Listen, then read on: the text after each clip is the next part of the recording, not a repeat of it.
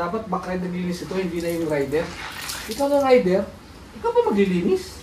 So, pero kapag ka-pressurized ang ginamit mo, medyo delikado.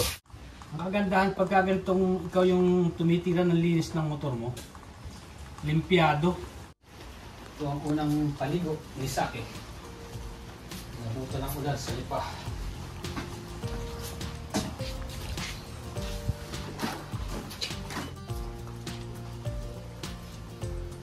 Unang binyag. Pupunta pala kayo na kayo kila Padre Pio.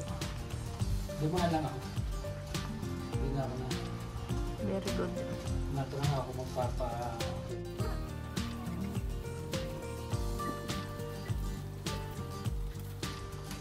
Ang maganda rito, walang dumi sa likod. Covered na lahat kasi. Covered na lahat yung alikabok.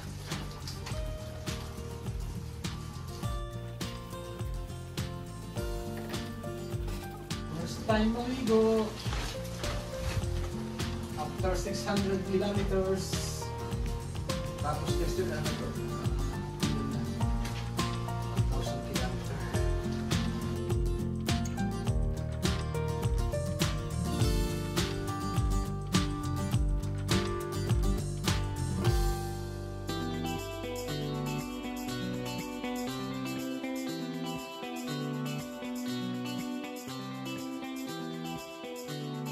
Ginagamit natin sabon, maski ano, wala tayong specific na sabon pero malimit ang ginagamit natin panligo ng motor ay liquid detergent.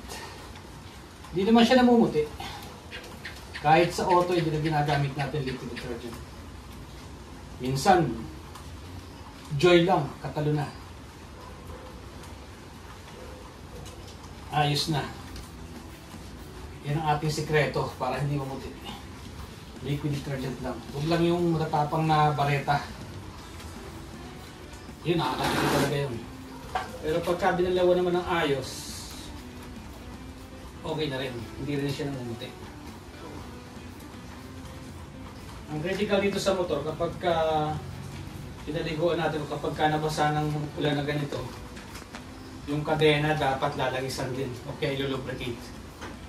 Kasi sigurado kakalawangin yung kaagad. So, bumili tayo ng lubricant. Basta sigurado ito lalagyan. Ngayon, punas-punas lang tayo para matanggal yung alikabok. And then bukas natin papainalize yung punas. Alright. So, itong ating unang paligo. Aray ko, sakit. Ang taras nun.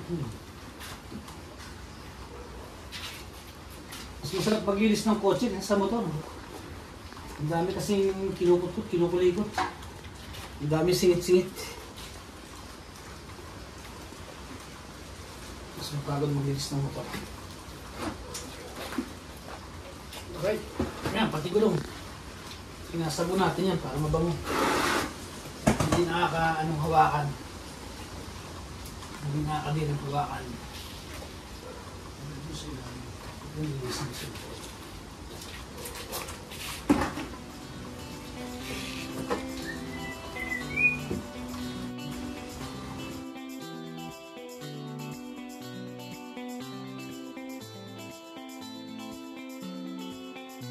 Ang kagandahan pagka ganitong ikaw yung tumitira ng linis ng motor mo, limpyado. Tapos alam mo kung ano yung mga hindi dapat basahin, ano yung babasahin. Lahat ng singit-singit, napupunasan mo. Nalilisan kasi sa atin to eh. Pero pag misa sa mga car wash, hindi limpyado yung linis nila. Kulang. Pag uwi mo ng bahay, linisan ulit. So pagka ganito ikaw naglilinis, sulit. Sulit yung tubig mo. Sulit ang pagod.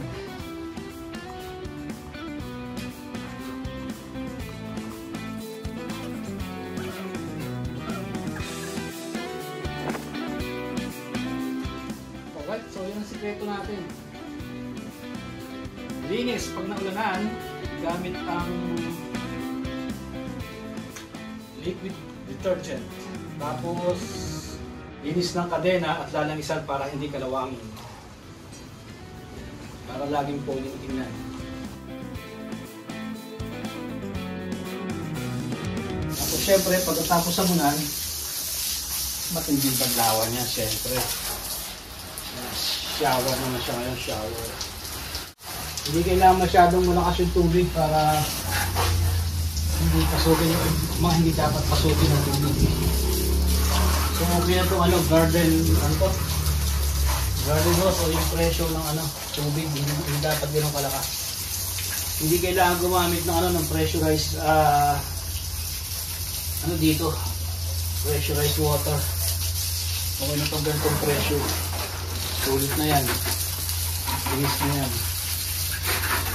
Tapos siyempre, pagkatapos ng sprayan, pagkatapos ng paliguan, di punas na. Papatayuin naman natin naman. Ayan, pagka ganitong mahina lang ng pressure, okay na yan, kahit mabasa na lahat. Hindi yan delicates. Nababasa ngayon ng ulan. Habang tumatakbo, so ibig sabihin, safe na safe yan. So, pero kapag pressurized ang ginamit mo, medyo delikado.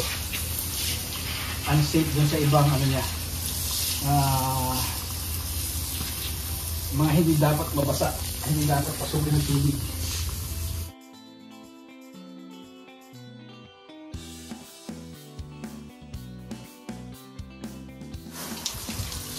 Yan, nabinyagan din yung ating side pannier. OEM, side pannier nabinyagan.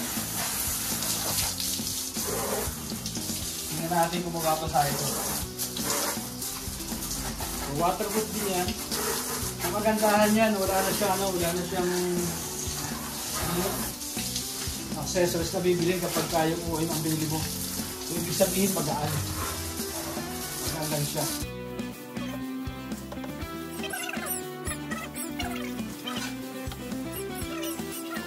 Yung design, mas magandang tingnan sa aking paningin. Ang nakanyalagan eh. Sabi nga nila, your bike, your rule. And this is my rule. And this is my bike.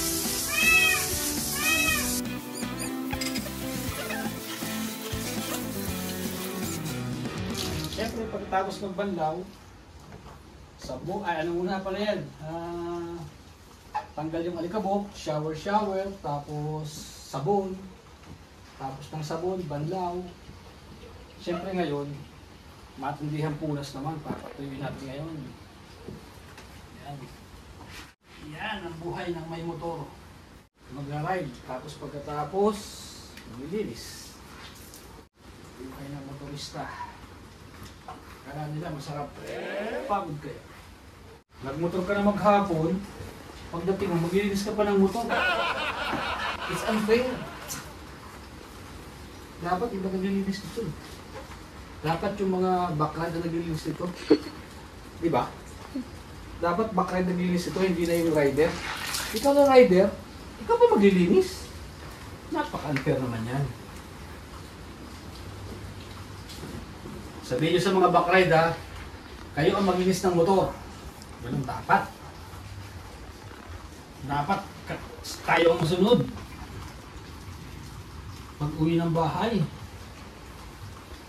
tayo na nag-ride, tayo pa maglilinis.